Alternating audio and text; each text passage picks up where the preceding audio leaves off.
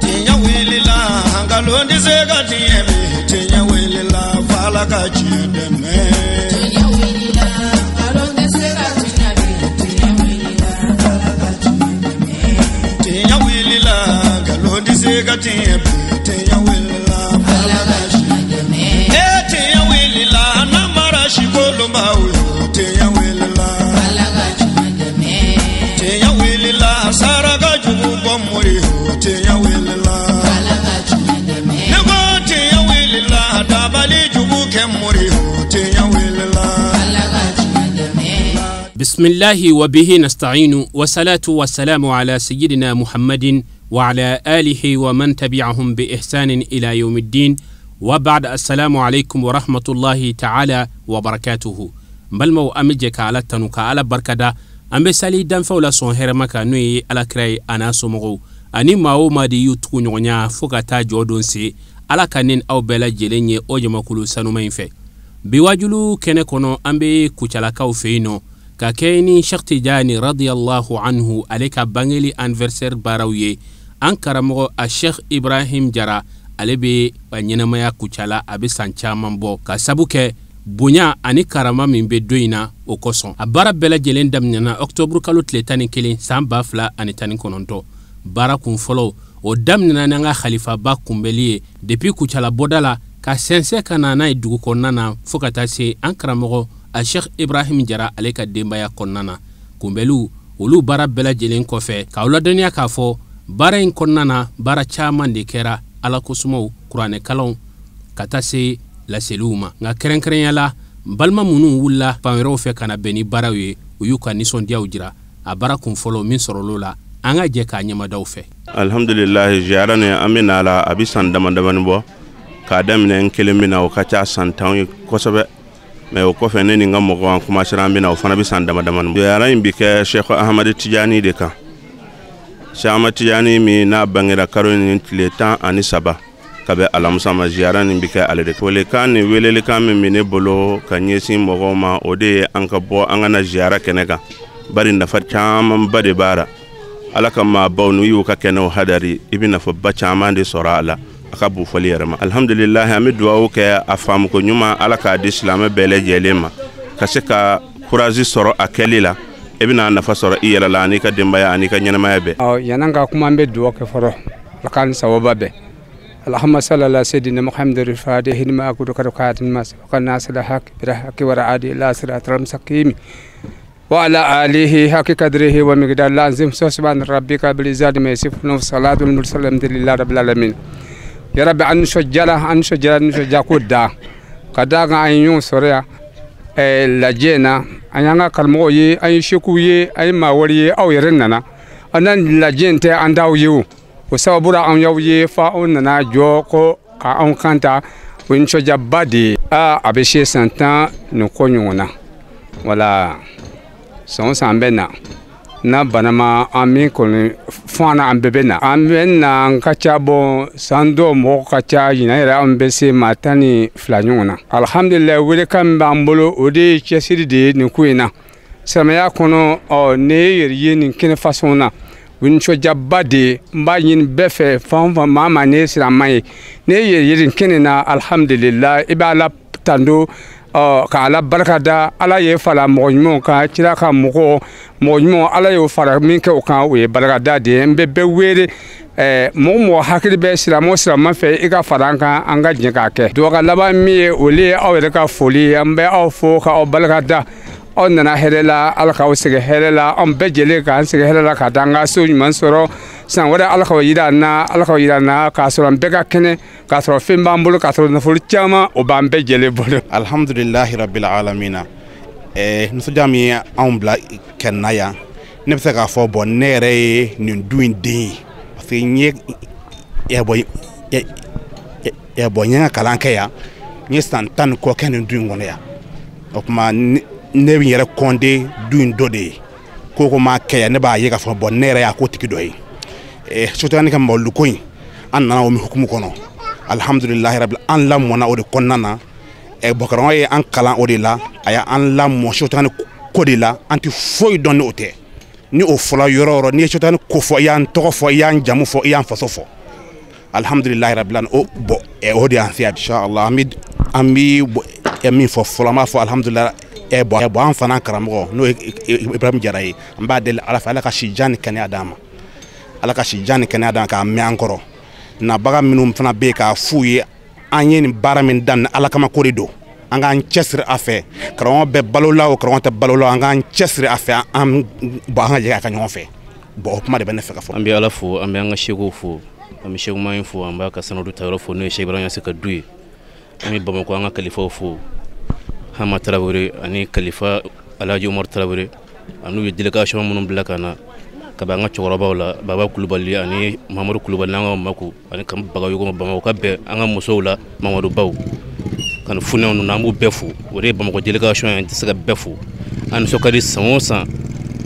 an bɛna nin kɛ Cheikh Tijani ka bangeni de don Cheikh Ahmad Tijani Kabiru Tijaniya Seko o ka bangeni de don an b'an sigiyɔrɔ bila ka n'a kɛ karamɔgɔ fɛ hɛrɛ la san o san an ɲɛ bɛ an n'a ye kun min na o de y'an nakun yɛrɛ n bɛ Cheikh Ibrahim Jara an bɛ dugawu k'ale ye an b'a dɔn an b'a mɛn an karamɔgɔ fɛ n'i ye dugawu kɛ Cheikh Ibrahim Jara i y'a k'i yɛrɛ de ye nka halisa an b'a ka dugawu nata Ala ka an ɲɛmɛ a la ni baaraba min n'a y'a daminɛ Cheikh Tijani ka bangeni an b'a dɔn anw bɔra kalama ale de fɛ Mali kɔnɔ yan fɔlɔ bon baara o baara dɔ de b'a jujɔ k'a fɔ Cheikh Tijani ka bangeni don ye nin ye k'a ɲɛnamaya a t'i bila ka sibiri kɔnɔ a t'i bila ka dimanche kɔnɔ a ka don yɛrɛ la sirru kɔnɔna na cɛkɔrɔba min y'a waleya k'a daminɛ o ye Cheikh Ibrahim Jara ye Kucala la an bɛ dugawu k'a ye si ni kɛnɛya n'a ka ɲinifɛn ye min ye nin ko in na Ala k'o d'a ma k'an yɛrɛ sɔn o la o ye dugawu dɔw bɛ n bolo ka fɔ ale yɛrɛ ye ani an ka sekow bɛɛ lajɛlen ye. Alhamdulilahi rabbil alamin alhamdulilahi rabbil alamin alhamdulilahi kasina barika Ala ye ci jalo warkidam an bɛ foli kɛ ka tanuni kɛ k'an ka sekow fo a daminɛ ci b'a yɛrɛ la kisi nɛɛma b'a ye kana Cheikh Ahmad Tijani radiyallahu anhu n'an y'u fo an ka sababu ɲuman n'o ye Cheikh Ibrahima Yase radiyallahu anhu an b'o fo n'an y'u fo an bɛ Seku Mahin fo Seku Mahin n'an y'u fo an bɛ bɔ n'a ka seku senumanba in ye n'o ye kalifa Ibrahim Jara ye nin tɛ n siɲɛ fɔlɔ ye a ka kɛnɛ kan Kucala yan nɔ nisɔndiya min bɛ ne na bɛɛ kan k'o dɔn anw b'a fɔ alhamdulilahi rabbil alamina parce que anw kɛra kiramantɔn ye kisi nɛɛma b'a ye anw b'an ja o la n'an y'an ja o la an bɛ woni ni mun ye an bɛ woni ni Cheikh Ahmad Tijani ye parce que an b'o ka tarika kɔnɔna de la n'an y'o ka kɔlɔsi ta o kɔlɔsi min b'an bolo an bɛ woni n'o ye minnu nan'o yira an na n'an b'o dɔ ka kɛnɛ kan bi n'o ye Cheikh Burama Bilen ye n'u b'a fɔ a ma karamɔgɔ jɛma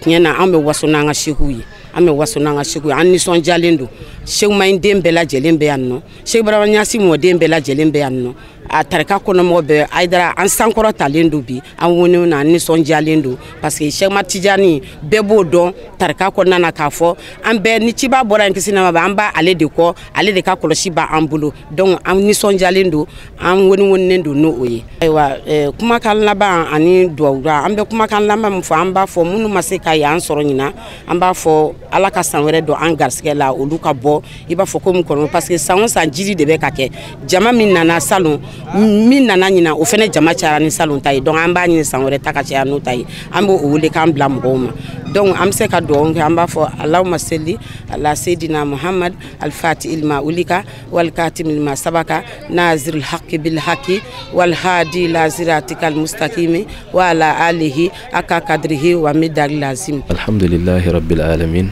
an bɛ Ala tanu ka Ala barikada an ka dɔn k'a fɔ mawludi kɔni a sigilen ni bi cɛ hakilila ɲinɛ ka kɛ a san 21 n'a ye nka anw ye nani daminɛ a la hakilila o kɛra 2004 yɔrɔw la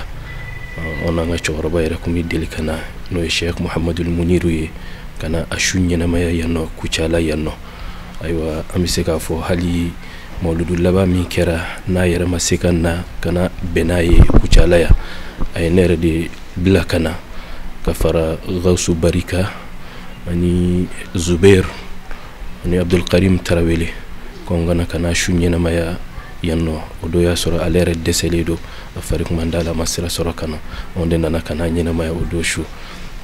fo ka se bi ma anw kɔni b'a sira ka ten insha Allah ni Ala ni kira sɔnna a ma alhamdulillahi rabbil alamin komi fɛn o fɛn n'a bɛ kɛ Ala kosɔn Ala kama ko dama de bɛ bɔ o la ayiwa fɛn min ye an ka khalifa ye n'o ye Cheikh Ibrahim Jara ye aywa a kun ye nin ɲini sheikhu fɛ a ma ɲini foyi kama mun kosɔn tarika bɛ se ka warakata cogoya min fan bɛɛ lajɛlen fɛ alhamdulillah an bɛ se k'a fɔ bi an bɛ ala tanu ka ala barikada kuca ala kɔnɔ yan nɔ bi alhamdulillah laɲini o laɲini n'o kun bɛ ɲini ala tarika kɔnɔ alhamdulillah hakili o sɔrɔla a la o de ye jumɛn ye o de ye mɔgɔw ka se ka kɛ tijani denw ye mɔgɔw ka tarika minɛ kisi sira kan alhamdulillah o kɔni o caman sɔrɔla o de bɛɛ y'a nafa dɔ ye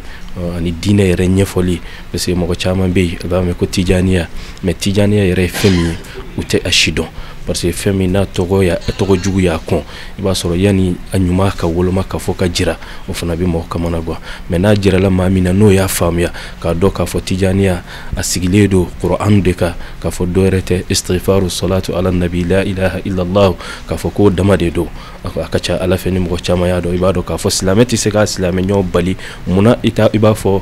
astaghfirullah muna iba fo ibi salatu ke sayyidina muhammadu ka sallallahu alaihi wasallam muna ibi la ilaha illallah fo ni hakila ni mbora silamela yɛrɛ teno mo ala kan be sababa ma o ɲɛfɔli do ono jirali ka jira bɛɛ lajɛlen la alhamdulillahi rabbil alamin aywa an bɛ bɛɛ fo ka bɛɛ barikada kɛrɛnkɛrɛnlen an ka khalifa n'o ye Sheikh Ibrahim Jara ye ale min n'ale kɛra a sigiba yɛrɛ ye a ɲiniba ye a ka sheikhu fɛ n'u y'a di a ma n'a bɛ ka kɛ olu ka yamaruya de kɔnɔ an b'a ɲini ala fɛ hali bi si ani kɛnɛya ala k'o di an n'a bɛɛ lajɛlen ma aywa hadara ye ala k'a kɔrɔta o kuma an ka foli an ka barikada o bɛ an binakɛ ye n'o ye Sheikh Maulaya Hasani an b'a fo an b'a barikada aywa o kɔfɛ an tɛna ɲinɛ Sherifula tigiw fana kɔ kɛrɛnkɛrɛnnenya na u ka karamɔgɔ ani an yɛrɛw fa an'an karamɔgɔ Seyid Sherif Usman Madani Haidara an b'a fo an b'a barikada ka ala deli u bɛɛ lajɛlen si ani kɛnɛya ala k'o di an n'u bɛɛ lajɛlen ma wassalamu alaikum wa rahmatullahi ta'ala wa barakatuh. Alhamdulillahi rabbil alamin an bɛ ala fo k'ala barikada k'ala waleɲuman dɔn an nisɔndiyalen don an ɲafaralen don ni mawludu ba in kan mawludu min n'a fɔ an balimakɛ n'an kɔrɔkɛ n'o Sheikh Mahin o bɔra k'a fɔ cogoya min na nisɔndiya bonyanen don bi an ka kosɛbɛ an nisɔndiyalen don an yafaralen don ni mawludu in kɛlen ni Sheikh Ahmed Tijani ale ka mawludu kɛlen o kuma na an bɛɛ lajɛlen nana yan nɔ o mawludu kɛnɛ de kan o kuma na bɛɛ lajɛlen nisɔndiyamɛ kucala fara maliyɛn bɛɛ lajɛlen kan parce que fɛn min n'an bɛ o ka mawludu la n'o ye Sheikh Ahmed Tijani radiyallahu anhu ale de ye anw yɛrɛw ka damajuru samaba ye ni ka taa ala yɛrɛ ka hadaraw kɔnɔ o kuma na an b'o de ka kɛnɛ kan nisɔndiya o de bɛ anw na bi inshallah. Alhamdulillahi rabbil alamin an bɛ Sheikh Ahmed Tijani ka kalanden bɛɛ lajɛlen wele ka daminɛ Mali kɔ kan ani Mali kɔnɔna bɛɛ lajɛlen ka fara ɲɔgɔn kan an k'an bolo di ɲɔgɔn ma an ka kɛ kelen an ka kɛ dusukun kelen ka kɛ ŋaniya kelen mɔgɔ sɔrɔ Tijaniya yɛrɛ a dabɔra kun min kama a nana kun min kama mɔgɔ sɔrɔ an ka se ka ɲɛtaa sɔrɔ a la an ka se ka kunnawolo sɔrɔ a ko la diɲɛ fan 14 bɛɛ lajɛlen parce que an ka dɔn k'a fɔ Tijaniya fɛn de don fɛn min n'a bɛ silamɛya kɔnɔ parce que n'i y'a mɛn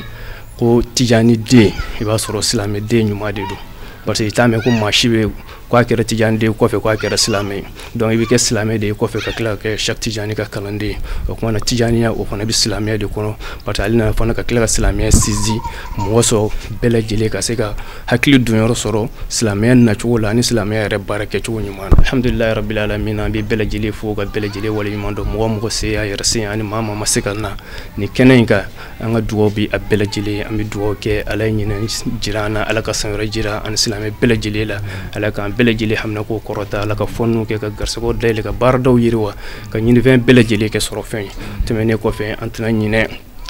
an yɛrɛ binakɛ kɔ n'o ye an ka khalifa ye Sheikh Maulana Mulay Hassan Haidar an'a balima bɛɛ lajɛlen ka fara kalanden bɛɛ lajɛlen ka minnu bɔra Segu kana ka na minnu fana sɔrɔ yan nɔ an ka foli bi a bɛɛ lajɛlen an ka foli bi an ka khalifa yɛrɛ min kɛra sababu ɲuman ye ka an yɛrɛ bisimila yɛrɛ n'o ye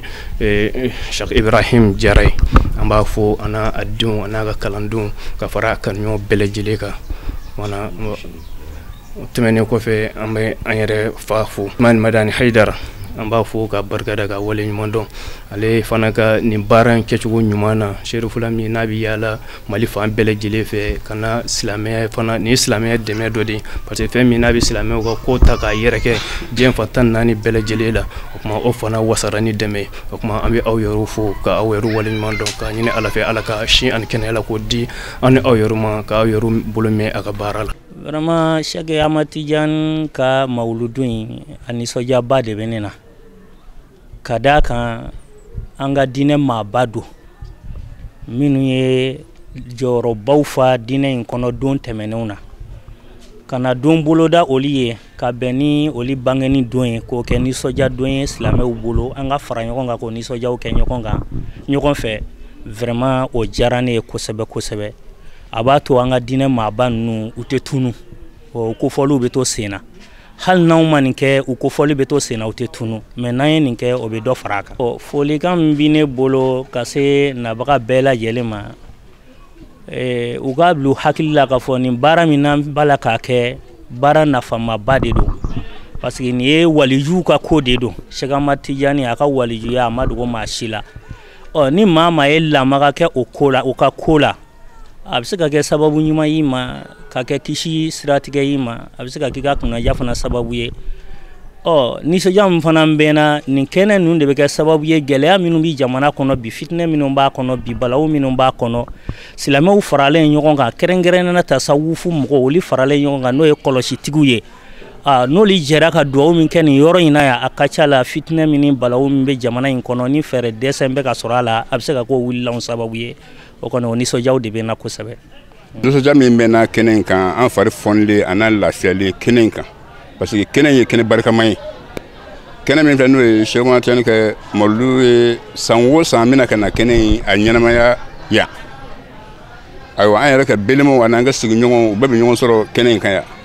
ɲinɛ yɛrɛ kɛrɛnkɛrɛnnenya u ye ne yɛrɛ wele ka na an kana jɛ kɛ baara in kɛ bonya kɔnɔ ani sutura kɔnɔ ani ladabu kɔnɔ an banakaw ma mɔgɔ minnu bɔra bana ka na mɔgɔ 20 cɛ 20 mɔgɔ 23 olu de bɔra an ka dugu la ka na mali hukumu kɔnɔna na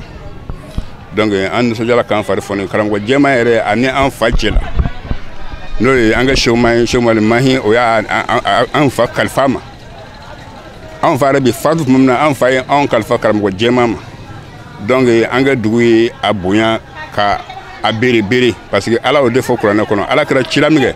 a ko wa an siru ashirata kal akrabin k'i somɔgɔw de sira ala ɲɛ fɔlɔ donc o yɔrɔ ne ka faso mɔgɔ minnu nana yan ne yɛrɛ nisɔndiyara k'u fɔ k'u waleɲuman dɔn parce que u ye layiru dafa o de an b'o kɛnɛ kan n'o ye malidu ye nisɔndiya min bɛ na kɛ silamɛ bɛɛ lajɛlen fo baara in kɔnɔna na. surafana dumtɔw kɔfɛ wajulu kɛnɛ basigira min kɛra wasa ye karamɔgɔlakaw ka falenfalenni Cheikh Tidiane ale ka ɲɛnamayali foli la nka kɛrɛnkɛrɛnyala an y'an wasa don an ka cɛkɔrɔba ma n'o ye ko in yɛrɛ sababu ɲuman ye n'o ye a Cheikh Ibrahim Jara ni bɛɛ lajɛlen ko a ma ko karamɔgɔ jɛma ale ye laseli min kɛ a kɛnɛ kɔnɔna na foliw ni waleɲumandon kɔfɛ an ka jɛ ka an ɲɛmadaw fɛ. an b'an ka kalan ni Allahu Taala tɔgɔ ye ala min ye diɲɛ hinɛ labɔli ni lahara hinɛ kɛrɛkɛrɛnlen tigi ye an bɛ Alahu Taala tando ala min kelenbancɛlen bɛ ni a tɔgɔ kɔrɔtalen ye n'o ye Allahu ye ala min kɛrɛkɛrɛn bɛ n'a ka bonya ye bonya min kɔrɔtalen don ala min bangelen bɛ ala min dogolen bɛ ala min ni a finɛsiriyara a niw ma k'a ka gundow di a waliyu ma a ka danfɛnw cɛ ma ala ye gundow di waliyu minnu ma a ye olu de kɛ donda ye ka se ale Alahu Taala ma Alahu Taala ka hadara ma ala y'u sɔngɔndiya ni jɔnw kandali ye n'a ka danfɛnw kandali ye o tuma olu fana y'u ka hima kɛ kelen ye o de ye o tɛ foyi ye diɲɛ ni lahara fo n'a kɛra Alahu Taala ye o ka ɲinifɛn ye ala ye o ka ye yɔrɔ ye Alahu Taala ye an bɛ ala tando sana bɛ Alahu Taala min ye ala min ye an kɛ a ka danfɛnw na saniyalen danbe na a y'an kɛ o manden min ye Muhammadu sallallahu alaihi wasallam an bɛ tila ka Alahu Taala barikada a ye Muhammadu ka mandenya kɔfɛ a ye ka danbe ɲɔgɔnya ka taa a ka waliyu kuntigi ma a y'o nɔgɔya an ye o ka sira minɛ an dulonna o ka juru la o min ye kutubul maktum ye ale min ye gawsul ma'asum ye muhamadiya hakika min ye o dɔnbaa ye min ye o bangebaa ye ale min ye tarikatu tijaniya sira o jɛnsɛnbaa ye ale min ye zahiru ni batinu o nɔrɔbaa ye min ye ala dɔnna bɛɛ o bɛɛ minyɔrɔ de don wali bɛɛ lajɛlen na kuntigi ye lahalaya bɛɛ lajɛlen na sisan waati tɛmɛlen na ani waati nata la Abil Abbas Maulana Sheikh Ahmad bin Muhammadu Salim Tijani ala tala ka kaburu saniya o kɔfɛ ala ka diɲɛ o o bi Chematiyani ka kalifa ma min y'a ka gundo faraba ye ɲɔgɔn kan min ye dɔni nɔrɔman tigi ye min ye gundo ala ko gundo tigi ye sahibul faidati tijaniya alhaj Ibrahim Niass sakana Allahu min faidihi o tɛmɛlen kan ala ka jɛn dafalen o bi Cheikh Ibrahim ka kalifa ma tile dan kelen n'o ye tile cɛ kelen ale min a bi Sirajil Muniri ye a Sheikh Muhammadul Mahi Haidara ala ka an nafa ni a barika ye ala ka an zidi a kanu na diɲɛ don o don o kɔfɛ ala ka jɛn o bi Sheikh Muhammadul Mahi ka kalifa ma ale min ye nin kɛnɛ hɛrɛma in sinsinbaa ye na a taara k'o to an bolo min ye Sheikh Muhammadul Muniri Haidara ala ka hinɛ a la o tɛmɛlen kɔ Mawlaya Al-Hassan Haidara ani a balimaw bɛɛ lajɛlen alimamu minnu bi kɛnɛ kan dɔnnibaa minnu bi kɛnɛ kan dugu ɲɛmɔgɔ minnu bi kɛnɛ kan dunanba minnu nana ka bɔ fan bɛɛ lajɛlen Mali dugu bɛɛ lajɛlen an ye dugu minnu tɔgɔ fɔ an yɛrɛ ka maaba cɛman ni musoman silamɛ jamakulu cɛman ani musoman ka bɔ Kucala dugu kɔnɔ ani a dafɛla bɛɛ lajɛlen na an b'a fɔ barika da bɛ Alahu Taala ye ala min ye an bonya ni nin bɛnɲɔgɔnya ye ni nin sigiɲɔgɔnya ye ka ɲɛsin Sheikh Hassan ɲɛda sanima in ma ani a balimaw ma ani a denw ma ani o mɔdenw ma bɛnɲɔgɔnya min ye hakikatan ala ko bɛnɲɔgɔnya don Muhamadu ko bɛnɲɔgɔnya de don Chematiyani ko bɛnɲɔgɔnya don Sheikh Ibrahim ko bɛnɲɔgɔnya don Sheikh Mahi bɛnɲɔgɔnya de don Sheikh Muniru bɛnɲɔgɔnya don Sheikhul Hassan bɛnɲɔgɔnya de don o bɛnɲɔgɔnya bi kɛ ka fara aw kan an bɛɛ jɛlen bɛ o min na an bi sɔmi ni fɛn min ye bɛnɲɔgɔnya in kɔnɔna na o de ye nɛɛma caman ani kunnadiya dafalen an b'o sɔrɔ bɛnɲɔgɔnya minnu na ni an ka sigi ye u fɛ an ka hadaraw kɛli ye u fɛ an ka wazifaw kɛli ye Sheikhul Hassan ana a ka jamakulu fɛ o tuma na bɛnɲɔgɔnya min fɛn bi an dusukun na ka ɲɛsin an bamaba ma an minba ma an ka ɲɛmɔgɔ ma n'o ye Sheikh Ahmad Tijani ye o kanu min bi an dusukun na an bɛ o min bange ni olu ka bɛnɲɔgɔnya an'u ka sigiɲɔgɔnya ye ka d'a kan kɛnɛ in sigilen bɛ ni Chematiyani de ka sigi ye kuma bi kɛ ni ale de ye mɛnni bi kɛ ni ale de ye an kafolen bɛ ale de la o tuma nka a ka mumasiliw bi an cɛ ma o ye Sheikh Hassan Sise o bɛ ka an dajuru sama ka kɛnɛ in sama ka taa a ka hadara ma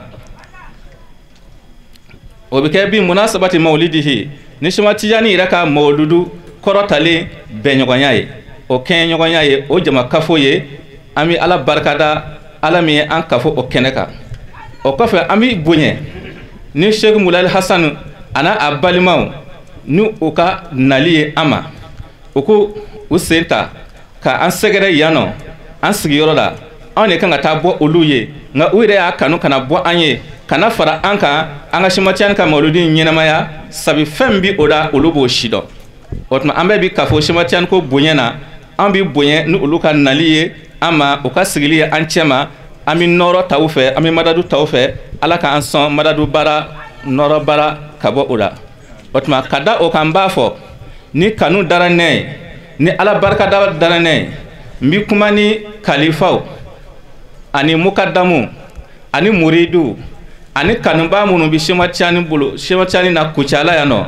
kɛrɛkɛrɛma ni an ka kalifaba Alhaji Ibrahim Jara ani an fa ɲuman ye ale ka hima kɔrɔtalen de an sigi nin kɛnɛ in kan ka fara Sheikh Muhammadu Muniru n'o ka diɲɛ ye kabini waati la o baara hɛrɛma in tora sen na o tuma ni o kalifa in dara ne ye an b'a fɔ ahalan wa sahalan wa marhaban bikum tare tare bere bere bi aw ye ala taala ka nin seli hɛrɛma in segin ka na an ma ni barika caman ye ani hɛrɛ caman ani kunnadiya caman an bɛ Alahu Taala deli ala min ka sekɔrɔtalen bɛ k'a fɔ a ka an fatu sariya ɲuman in kan n'o ye alisilamɛya sariya ye k'a sɔrɔ an bɛ ka minɛli kɛ ni tarika in ye Chematiyani ka tarika ye min ye kunnadiya tarika ye min ye kunnadiya banbali tarika ye ala k'o nɔgɔya an ye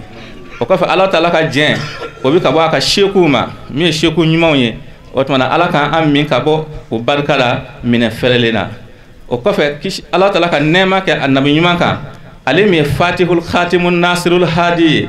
ani a somɔgɔw bɛɛ lajɛlen kan ala ka kisi ko ɲuman k'u kan an b'a fɔ kullu amin wa antum bi khairin ala ka san wɛrɛ jira an na ala ka kɛnɛ sigi hɛrɛ la ala ka kɛ seli kunnandi ye wassalamu alaikum wa rahmatullahi ta'ala wa barakatuh. An bi Allahu ta'ala tanu ke ala barakada ke ala wali ɲuman dɔ ala ke hɛrɛ caman na a y'o hɛrɛ min kɛ an ye ke ala tanu ke ala barakada ala tanu ne barakadara ala b'an jidi diɲɛ hɛrɛ ne lahara hɛrɛ ne ala tanu ne ala barakada min ye ala tanu ne kɔfɛ ani ala barakadale kɔfɛ an bɛ sɔli danfɛnw na sɔrɔ hɛrɛ ma kan n'o ye Seydina Muhammadu ye sallallahu alaihi wasallam ani a so dunkew ani a ka sahabaw ani maa o maa ye a nɔ minɛ ne kana baara kɛli ye fo ka taa se don laban ma Allahu ta'ala ka diɲɛ kɛ bɔ an ka sheikhu ma min ye bɛɛ kɛ sheikhu ye n'o ye Sheikhu Tijani ye ala ka diɲɛ ka bɔ a ka khalifa ma n'o ye Sheikh Ibrahima Niasse radiyallahu anhuma ala ka diɲɛ ka bɔ an ka sheikhu ma n'o ye Sheikh Muhammadul Mahi radiyallahu anhu ala ka diɲɛ ka bɔ a ka khalifa ma n'o ye Sheikh Muhammadul Munir radiyallahu anhu ala ka diɲɛ ka bɔ an yɛrɛw ma ne ninnu barika ye ala k'o k'an ye n'a ka fisabandeya ye ma caman tɛ ne fɛ fo foli ani barakada ala tanunen ne ala barakadalen kɔfɛ an bi an ka sheikhu n'o ye Sheikhu Mula ye o min bɛ n'o ye an ka ɲɛmaa ye bi an bi a fo an bi a waleɲuman dɔn a nana an fɛ nin kɛnɛ in ka yan kɛnɛ in min ye olu ka kɛnɛ sigilen ye mun kama ne yɛrɛ kɛ na kucala ya a kɛra ne Sheikhu Muhammadul Mahi ka yamaruya de ye ala ka latigɛ kɔnɔna na ɲɛ de bɔbɔ de kun kɛri ne ye ne de kun mɛ bɔbɔ ye ne lakodɔnnen kun do ye kosɛbɛ nka ala nana kɛ mankan fɔlɔfɔlɔ min kɛra o kɔnɔna na ne ne Sheikhu kumana a ye yamaruya n kana sigi ya ala y'a kɛ nana ya nana jigin maa min ka o ye an ka diinɛ ɲɛmɔgɔ ye Alhaji Ibrahima Danbɛlɛ ala ka hinɛ ara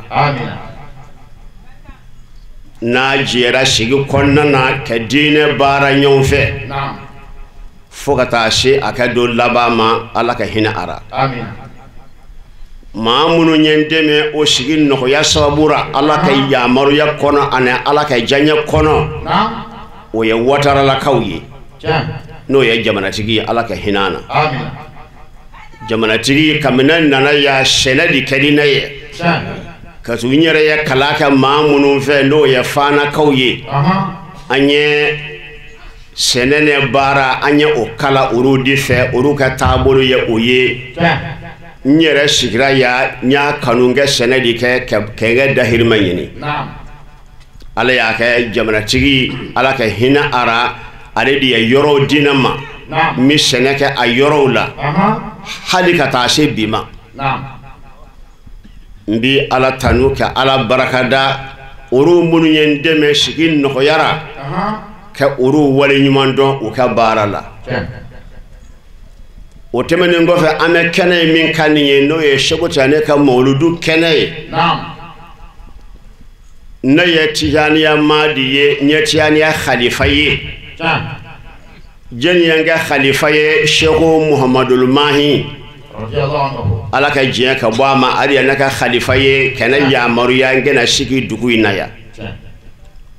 o kɔnɔna na n bɛ waazuli kɛ n bɛ taama dafɛdugu ninnu bɛɛ ra bɛɛ b'o dɔn n bɛ waazuli kɛ juma misiri la yan n bɛ kuma ne mun ye sariya ani Tijaniya taasira ala y'a kɛ an ye balimaw sɔrɔ dugu kɔnɔ yan minnu ye Tijaniya mɔgɔw ye minnu ye Sheikhu Tijani kɛ wurudi kanuba ye hali n'u t'a maa ye nka o b'a kanu an ye o jɛɲɔgɔn caman sɔrɔ dugu in na yan ne yɛrɛ ye hakili kɛ k'a ɲini Sheikh Tiani ke here a baraka ke meka dugumakolo loko cogo min na ala ye baraka do ma dama min ka kora ko sabati ne Sheikh Tiani baraka ye dan shita ora Mali kɔnɔ ya ane Mali kɔka o minnu ye barakatigiw ye o minnu ye nɔɔrɔtigiw ye olu ye ziyaraw sigi Tijaniya hukumu kɔnɔ san o san kalandenw bɛ taa bɔ olu ye ziyara hukumu kɔnɔna na bɛɛ lajɛlen bi o faamuya o ka ca Mali kɔnɔ ya ane Mali kɔka olu ye o baraka ne o nɔɔrɔ min sɔrɔ ne ye hakili k'a ɲini an ye o nɔɔrɔ ne o baraka sɔrɔ maa min sababura n'o ye Sheikh Tiani ye yala an yɛrɛ biɲɛ an ye mun kɛ o yɛrɛ de ye an ye fɛn biɲɛ in kɛ Sheikh Tiani yɛrɛ tɔgɔra ne ye hakili ka k'o ɲini o tuma ne hakili ye min sɔrɔ Sheikh Tiani yɛrɛ bangena don min na radiyallahu anhu an k'o don ɲini kɛ kafo o don kɛ bɛn o don ma kɛ kuma Sheikh Tiani kan kɛ kuma Tijaniya kan kɛ farafasi di Sheikh Tiani kɛ kalandenw ma ani Sheikh Tiani kanubaw ma ani alisilamɛ bɛɛ ma min m'a to Tijaniya taasira ye a bɛ yakuwaya ka fanga sɔrɔ ne y'o hakilila sɔrɔ min kɛ ɔhɔ ne bɛ maa de ka mara kɔnɔ Tijaniya la min ye ne ka khalifa ye o ye Sheikh Muhammadul Mahi ye o Sheikh Muhammadul Mahi ka khalifa o sagere ka taa Ala ka hinɛ na Ala ka yafa a ma a ka khalifa ye Sheikh Muhammadul Muniru ye ne bɔra ya n taara nɔfɛ n ko a ma n ko Sheikh n ko ne hakili ye fɛn dɔ sɔrɔ ne nana da jira e la a ko ye mun ye n ko Sheikh Tiani a kɛ sheikhu minnu ye sheikhu ye a tɔgɔra ne olu ye maa barakamaw ye ziyaraw sigilen don yala Sheikh Tiani ka mawludu an tɛ se k'o minɛ k'o kɛ mawludu ye ka jama kafo o tɔgɔra ka kuma Sheikh Tiani kan wa mun kosɔn an bɛ ji di Sheikh Tiani barakara ne farafasiw bɛ sɔrɔ Tijaniya taasira in na wa an bɛ se ka Tijaniya daliliw fɔ mɔgɔw ye maa minnu tɛ a si dɔn n y'a fɔ a ye yɔrɔnin min na a nisɔndiyara Sheikh Muniru nisɔndiyara a ko nin hakilila ka ɲi a ko nin hakilila ka ɲi dɛ a ko n ye lusuru di a ma n ye yamaruya di a ma ne mawludu in sigili ye Sheikh Muniru a y'a fɔ n ye tan n ye yamaruya di a ma Sheikh Tiani ka mawludu a k'a sigi ne nana min kɛ n ye balimaw wele n'o ye Tijaniya mɔgɔw ye khalifaw ye a n'a mukadamuw ne kalandenw n y'a f'u ye n ko Sheikh Tiani ka mawludu ne bɔra an ka Sheikh fɛ yen n'o ye Sheikh Muniru ye k'a ɲini a fɛ an ka Sheikh Tiani ka mawludu kɛ a ye lusunu di an ma ara ko an k'a kɛ o tuma n b'a fɛ an bɛɛ ka fara ɲɔgɔn kan an ka Sheikh Tiani ka mawludu kɛ Tijaniya wurudi bi maa o maa bolo ni ye Sheikh Tiani ka kalanden ye i ka Sheikh kɛra an ka Sheikh ye o a ma kɛ an ka Sheikh ye o ne kɔni ye Sheikh Tiani ka kalanden kɔni ye kalanden mɛ bɔ kalanden na walima e ye Sheikh Tiani kanuba ye hali n'a wurudi tɛ i bolo an ka jɛ an ka sigi ka Sheikh Tiani ka mawludu kɛ ka kuma Sheikh Tiani ka a don ka tuguni maa ɲumanw kofɔli o bi baraka sama ka se maa ma Ala y'a kɛ an farala ɲɔgɔn kan an bɛɛ n'a kan an y'a kɛ a san fɔlɔ k'an kunda surunya Kucalaka yan san filanan min dara o kan an ye kumabɔli kɛ k'a laɲini Sheikh fɛ n'o ye Sheikh Muniru ye e ye yamaruya di anw ma ne baara in kɛli ye nka Sheikh an b'a ɲini fɛ san o san na an b'a kɛ i ka na e de ye kotigi ye an kana jɛ an ka fara ɲɔgɔn kan an k'a kɛ a ko a y'a mɛn ni Ala sɔnn'a ma a b'a seko k'ara n'a ne dɔrɔmɛ bɛɛ a b'a kɛ Ala y'a kɛ an ye Sheikh Tiani ka mawludu sigi o la fo ka taa se Sheikh Muniru ka soma yɛlɛma ma ka taa Ala ka hinɛ na laban min bɛ ne bana y'a bali kɛ na n'a bɔra o la mawludu kelen ma fɔ a kɔ san o san a bɛ na yan an bɛ jɛ an b'a kɛ ɲɔgɔn fɛ ala y'a kɛ Seku Tijani ka mawludu sera waati laban in na a y'a sɔrɔla an yɛrɛ ɲɛ zawiya in dɔ an kɛ laɲini kun ye mun ye Seku Muniru bi na Seku Tijani ka mawludu ra n'a nana a bɛ zawiya in dayɛlɛ an bɛ sɔrɔ ka Seku Tijani ka mawludu kɛ ala nana kɛ mawludu waati y'a sɔrɔla Seku Muniru a bɛ dɔgɔtɔrɔso la a mɛn kɛnɛ nga ka faraw ka a fɔlen a ye a y'a laɲini ko a bɛ na ka fara farigɔn ye a y'a laɲini ko a bɛ na ne yɛrɛ y'a wele telefɔni na n ko a ma n ko Seku dɔgɔtɔrɔw ko ma ko lama mɛn e ma sisan dɔgɔtɔrɔw y'o f'u ye ne y'o kuma mɛn Seku an b'a fɛ i kɛ na o kɛ d'an ye nka an t'a fɛ i ka sɛgɛn an t'a fɛ tɔɔrɔ k'i sɔrɔ o tuma Seku sisan ne bi i dɔgɔw wele Seku yen nɔ olu bɛna bila i pilasi la ka Seku Tijani ka mawludu kan fɛ i yɛrɛ ka denmisɛn min bɛ yen n'i b'a fɛ o kɛ na i bi o bila o kɛ na ala y'a kɛ min sigi ɲɛ n'o ye Seku man yɛrɛ to a ma ye n'a fɔ ko Andala a y'a fɔ o ye ne yɛrɛ ka kan ka hediya min caman n y'o caman ko a ka dugawu kɛ baasi ka sanji sɔngɔ ci baasi den min bɛ n'a kɛ i sanji sɔngɔ ci o ma n k'o kɛ na an nana jɛ k'a kɛ o kɛra Seku Muniru kɛ mawludu min taara k'a dan a danna o ma o tuma na an bɛ nin kɛnɛ in min ka yan an bɛ Seku ma in kɛ kɛnɛ de kan an bɛ Seku Muniru kɛ kɛnɛ de kan bi an bɛ Seku Mulayi kɛ kɛnɛ de kan ko ye o de ta ye ala y'a bɛɛ tigiya di o ma a ka sebaaya kɔnɔ o tuma na an ye Seku Muniru minɛ cogo min na i n'a fɔ an ye fa minɛ cogo min na an ye Seku Muniru minɛ o cogo la ala ka hinɛ an na Seku Muniru yɛrɛ soma yɛlɛmalen ka taa ala ka hinɛ na min bilala a nɔ na n'o ye a yɛrɛ dɔgɔkɛ ye o de d'an ma ka kɔrɔya la an ye o minɛ i n'a fɔ an bɛ Seku Muniru minɛ cogo min na i n'a fɔ an bɛ Seku ma minɛ cogo min na o de bɛ an fɛ yan bi o de ye kotigi ye kɛnɛ in bɛɛ ye o ta ye an ye yan sɔrɔ ne olu de ka yamaruya ye wa ni ala sɔnna a ma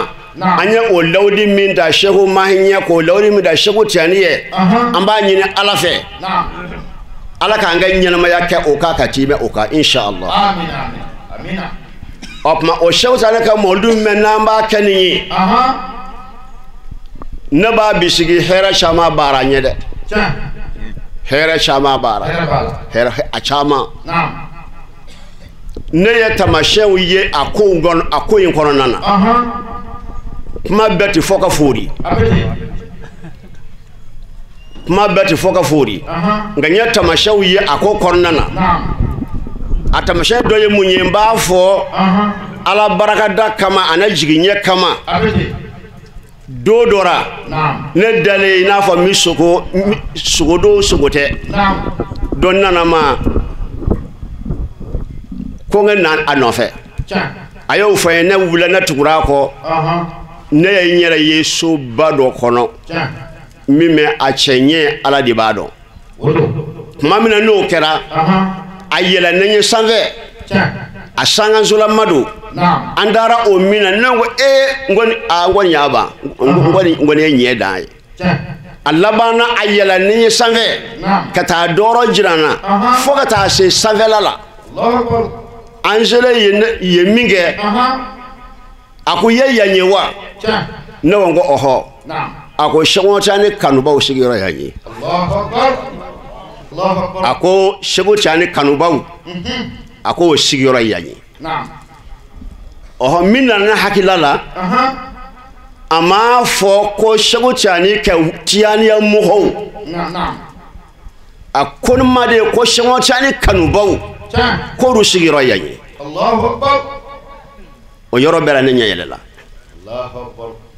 o tuma na an bɛ Seku Tijani ka mawludu in kɛ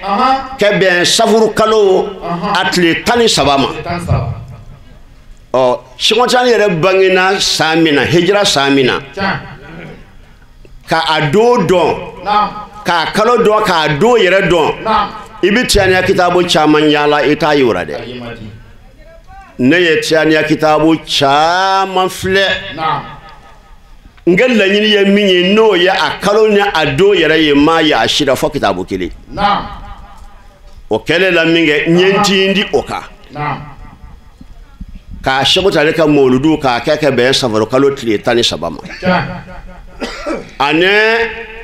Sheikh Barama Ɲaasi kɛ kalanden dɔ min ye nɔɔrɔtigi ye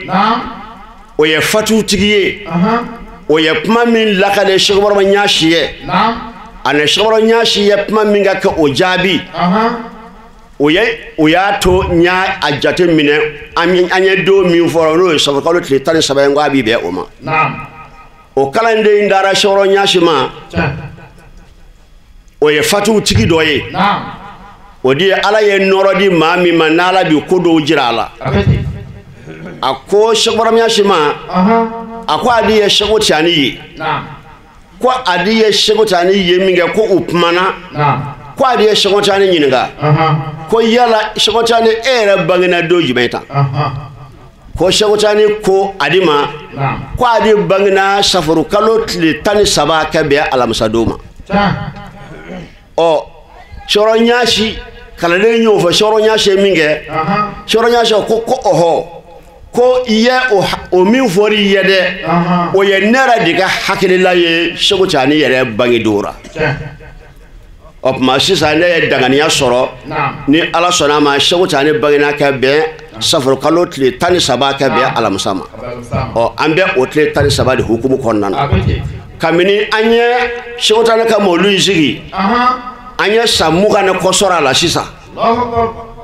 san o san an b'a kɛ bɛn a don ma an tɛ sɔn a don ka tɛmɛ an t'a kɛ ko a don ɲɛ n'a sera k'an don lahara min na an bɛ baara kɛ ni o lahara damajira hakɛ o tuma an sigi mɛ o Sheikh Tijani ka mawuludu kɛnɛ de kan o tuma kalandenw aw k'a faamu Allahu Taala a ye danfɛnw da nka ala mɛ danfɛnw da ko haju dɔ b'a ra k'a b'o ɲini danfɛnw dali la ayi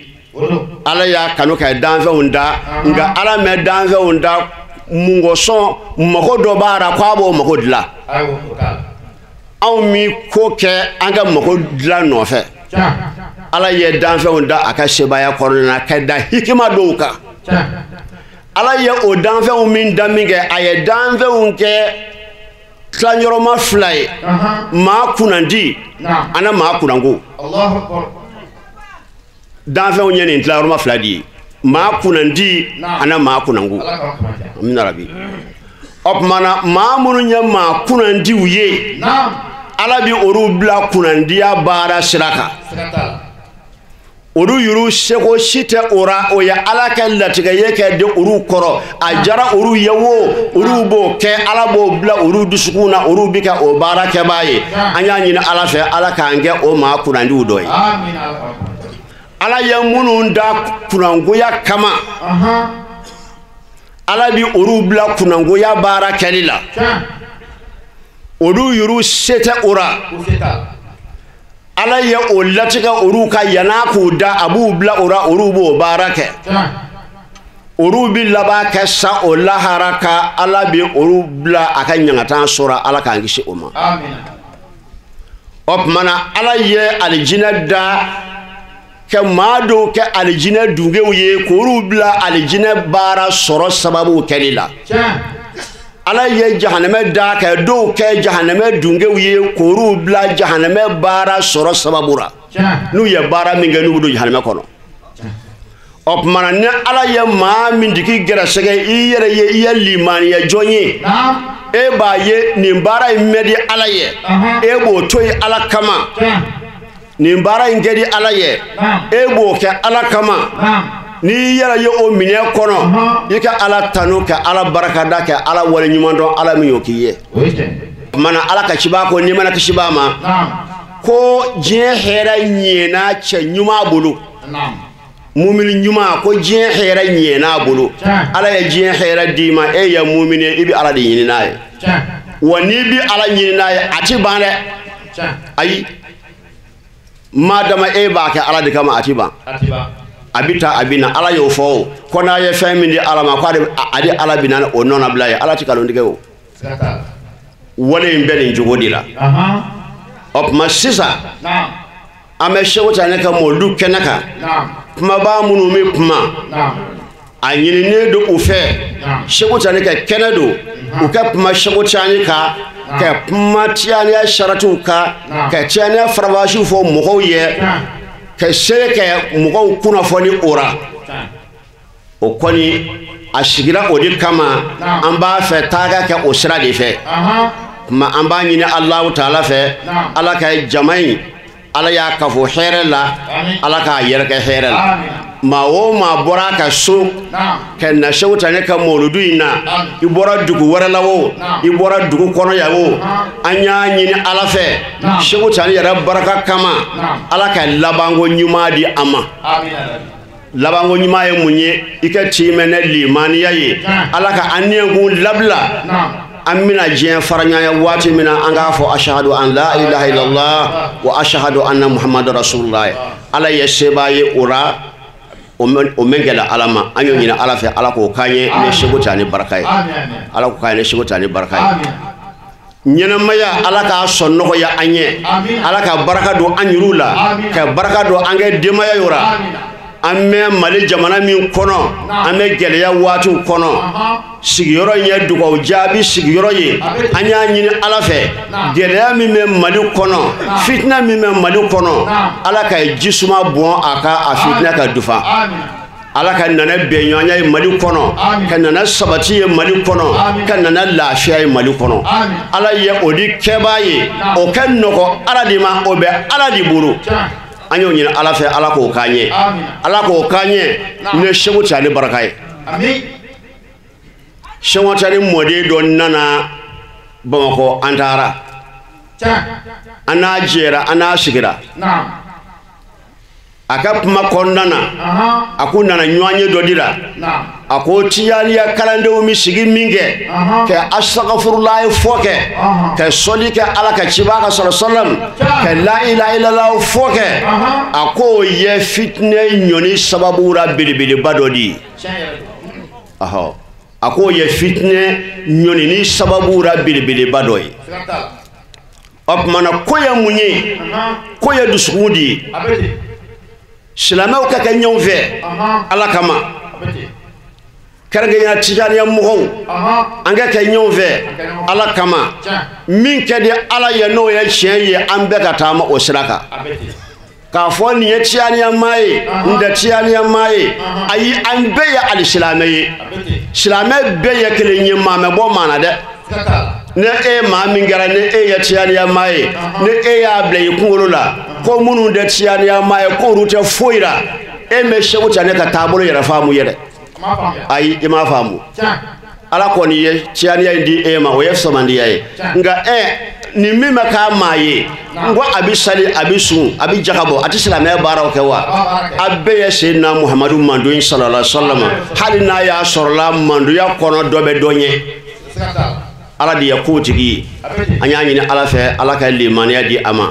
an b'a fɛ ka kuma latɛmɛ an ka sekuw ma an y'a ɲini ala fɛ maa o maa nana mɔlidu in na ala ka baraka don an n'an na ala ka baraka don an n'an na bana minnu b'an na gɛlɛya minnu bɛ an na ala k'a bɛɛ kɔrɔta n'a ka sebaaya ye ala k'o k'an ye allahumma salli ala sayyidina muhammadin al-fatihi lima ukhliqa wal khatimi lima sabaqa nasir al-haqq bil haqq والهادي إلى صراطك المستقيم وعلى آله حق قدره ومقداره العظيم سبحان ربك رب العزة عما يصفون والصلاة والسلام على المرسلين والحمد لله رب العالمين barai nana kunche nanga khalifa bay aleka kuma kawnye noye Sheikh Moulay Idris Haidara min sorala aka kuma wula an aje ka nyama daw fe amba o fo islam ya furkay no tishini hinani baraka furkay naam furkami aljina de ma furkay naam mais ala barka da naam alam ye on danga bo ale allah wirala allah lakan nema naka kishi wisina muhammad sallallahu alaihi wasallam naam sayyidina muhammadu mini ala ya le da ale ala ya nyina je Allah an danfɛn tɔw la Seydina Muhamadu ɲɛnajɛ kama. An bɛ Ala fo k'a barikada. Ala anw ye anw kɛ madu ye, madu min ni o de ka kusa ni madu bɛɛ ye n'o ye Seydina Muhamadu madunya ye. O madunya in kɔnɔna na ka tila ka anw kɛrɛnkɛrɛn k'an kɛ silamɛ ye an tugura Seydina Muhamadu sallallahu alaihi wa sallam. An bɛ Ala fo k'a barikada. Ala ka kisi a n'a ka nɛɛma. Ala ko jidi Seydina Muhamadu ka khalifa kan. N'o ye a mɔden ye, n'o y'a ka gindo tiɲɛ taba ye, n'o ye Sheikh Ahmad Tijani radiyallahu anhu. Sheikh Ahmad Tijani min ye walijuya yɛrɛ laseli ye, Sheikh Ahmad Tijani min ye waliju sɔnba ye, Sheikh Ahmad Tijani min y'a fɔ a yɛrɛ hakɛ la ko kullu shuyukhin akhazu anni fil ghaibi, ko Sheikh o Sheikh n'a b'o ko mɛn ko a bɛɛ ye minɛni kɛ ale Ahmad Tijani na gindo de la. An bɛ Ala fo k'a barikada. Ala y'an k'o ka kalanden ye. Alhamdulillah. Silamɛya sɔrɔlen kɔfɛ, Muhamadu madunya sɔrɔlen kɔfɛ, Sheikh Ahmad Tijani ale ye cɛ kelen min kofɔ k'a fɔ a bɛna bɔ diɲɛ laban na, n'a bɔra Ala dɔn o bɛna woyo diɲɛ kɔnɔ. Sheikh Ahmad Tijani yɛrɛ ka khalifa baw minnu ye kutubuya jɔyɔrɔ sɔrɔ, olu y'a nata u yer'u la, nka Ala m'u kɛrɛnkɛrɛnla. Ala ye Sheikh Ibrahim Ɲasi de kɛrɛnkɛrɛnla. Zalika fadlullahi yu'tihi man yasha. Samandiya bɛ Ala de bolo, a b'a bila yɔrɔ la min ka di a yɛrɛ ye. A ye Sheikh Islam de kɛrɛnkɛrɛn nin fusamandiya ye. Ale de ye Ala dɔn da ye. N'i bɛ Ala dɔn ɲini i bɛ tɛmɛ ale de ka da fɛ. Ala y'a anw kɛrɛnkɛrɛn ka an ko o ka fayidu mɔgɔ ye. Alhamdulillah. An bɛ Ala fo ka Ala barikada. Sheikh Islam anw y'a sɔrɔ cɛ kelen min sababu la, n'o ye anw yɛrɛ dama juru samaba ye, n'o de ye an ka yɛlɛyɛlɛ ze ka taa Ala ma, n'o de ye an ka Sheikh ye, o ye Sheikh Muhammadul Mahi ye. Ale de kɛra nin nɔrɔ in sababu ye anw bɛ yɛlɛ ka se k'an yɛrɛ kun dɔn. Allahu akbar. An bɛ Ala fo ka Ala barikada a sɔrɔli. Alhamdulillah. An bɛ Ala fo ka Ala ka diɲɛ ɲini a ka khalifa ma, n'o ye a denkɛ fɔlɔ ye, min sigira a ka wolo kan a kɔfɛ san 25, n'o ye Sheikh Muhammad Muniru ye. Allahu akbar. Ala ka hinɛ ala ani silamɛ su bɛɛ jeli, an ka sheikhu bɛɛ jeli. An bɛ Ala ka hinɛ ɲini mɔgɔ mɔgɔ ye baara kɛ Sheikh Ibrahim ka Haidara in kɔnɔ, Sheikh Mahi ka siratigɛ la, ka mini mukadamuw na ani khulafa'u la ani muridiw la, Ala ka hinɛ u bɛɛ jeli la. Amin ya rabbi. An bɛ su min na Sheikh Ahmad Tijani ka su don. A sababu o Sheikh Mahi ka khalifa ye, n'o ye Sheikh Ibrahim Kucala, n'o ye karamɔgɔ jɛma ye. Ale de kɛra sababu ye nin nɔrɔ in anw bɛ jɛlɛ ka sɛgɛsɛgɛ nin kɛnɛ in kan. Ale de ye Sheikh Ahmad Tijani ka mawludu, ale de kɛra a sababu ye. Ziyaraw bɛ kɛ, ko wɛrɛw bɛ kɛ, nka Sheikh Tijani ka mawludu, ka Sheikh Tijani ka kalandenw sigi, ka Sheikh Tijani ka kisa f'u ye. Tijani yɛrɛ ye fɛn min ye k'o fɔ, a sababu ɲuman de ye ale. Alhamdulillah. An bɛ Ala fo k'a barikada. Ala ka si ani kɛnɛya Ala k'o da n'a ma. Amin ya rabbi. A den minnu bɛ yen Ala k'u kɛ barikadenw ye, Ala k'u kɛ labatodenw ye, kalanden minnu b'a fɛ Ala ka tiɲɛ jira u la u ka tugu a nɔfɛ ka taama a taama yɔrɔ la. An bɛ Kucala bɛɛ lajɛlen fo, kabini anw bɔra Segu,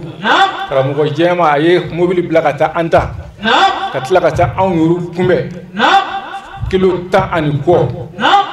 a ka cɛkɔrɔbaya a n'a ka bana. O ma kari ka wuli ka taa Sheikh Muhammadul Mahi denw kunbɛn. Allahu akbar. Wasa a b'a dɔn a bɛ kɛ k'olu baara min kɛ a bɛ kɛ k'o kɛ Sheikh Muhammadul Mahi de. Allahu akbar. anw donna kucala kɔnɔ fo kana se so kɔnɔ ya foyi tigɛ ka fɔ Allahu akbar Allahu akbar Allahu akbar kucala ye hɛrɛ sɔrɔ mɔgɔ mɔgɔ dame kaburu kucala kaburu kɔnɔ wala kucala kɛrɛfɛ a bɛɛ lajɛlen hɛrɛ sɔrɔ ni karamɔgɔ jɛma sababu ye alhamdulillahi rabbil alamin minnu dalen don bi olu bɛɛ fɔ anw tɛmɛtɔ ye aw bɛ kɛ ka nin kumakan min fɔ n'a y'a sɔrɔ aw bɛ nin dɔn a t'a dabɔ nin na Allahu akbar olu b'a ɲini Ala fɛ Ala k'u ni sigi u ma u kana diɲɛ na u ka nin kɛlɛma fɔ siɲɛ kelen Ala k'u ni minɛ nk'o tɛ kɛ bilen Allahu akbar anw nana yan foyi tɛ ka fɔ Ala tanu kɔ mɔgɔ o mɔgɔ sigira nin kɛnɛ kan wala maa min yɛrɛ farikolo ma se ka se yan nka ni bi yan hami o hami bɛ o la Ala k'a bɛɛ lajɛlen dilan Sheikh Ahmad Tijani barika kama amin ya rabbi an bɛ samiyɛ laban de la falefɛn Ala k'u falen hɛrɛ la ni nɛɛma ye amin Ala bɛ se k'u dafa k'a sɔrɔ ji tɛ Ala de ye so la Ala k'o kɛ amin ya rabbi anw de bɛ sanji ye ɲɔgɔn Ala bɛ se k'a dilan k'a sɔrɔ sanji tɛ o Ala bɛ so la Ala k'o k'an ye amin Mali yɛrɛ bi gɛlɛya min kɔnɔ Ala ka Mali bɔ a la amin ya rabbi Ala k'an bɛɛ lajɛlen don da kelen fɛ k'an bɔ da kelen fɛ amin an bɔra hɛrɛ la cogo min na Ala k'an bɛɛ segin ka taa so o hɛrɛ kelen la amin ya rabbi ka taa balimaw sɔrɔ hɛrɛ la amin hami o hami banna Ala k'a bɛɛ lajɛlen nɔgɔya an ye amin ni Sheikh Ahmad Tijani yɛrɛ mɔkɛ barikaw ye ne Seydina Muhammad sallallahu alaihi wasallam an sera ka min sɔrɔ k'a lase aw ma Sheikh Tijani radiyallahu anhu ale ka anniversaire min bɛ kɛ kucalakaw fɛ yen nɔ min sababu ɲuman ye an ka cɛkɔrɔba ye n'o ye a Sheikh Ibrahim Jara ni bɛɛ lajɛlen ko a ma ko karamɔgɔ jɛma ka dugawu kɛ ɲinanta kɛra hɛrɛ la cogo min na san wɛrɛ ta Ala k'o yira n na Ala ka basigi don an ka jamana in kɔnɔna na ka foli ni wale ɲuman dɔn ta k'a ɲɛsin Sheikh Tijani ka kalanden bɛ diɲɛ fan o fan kɔnɔna na ka Ala deli Ala ka hɛrɛ kɛ silamɛ bɛɛ ye wassalamu alaikum wa rahmatullahi ta'ala wa barakatuhu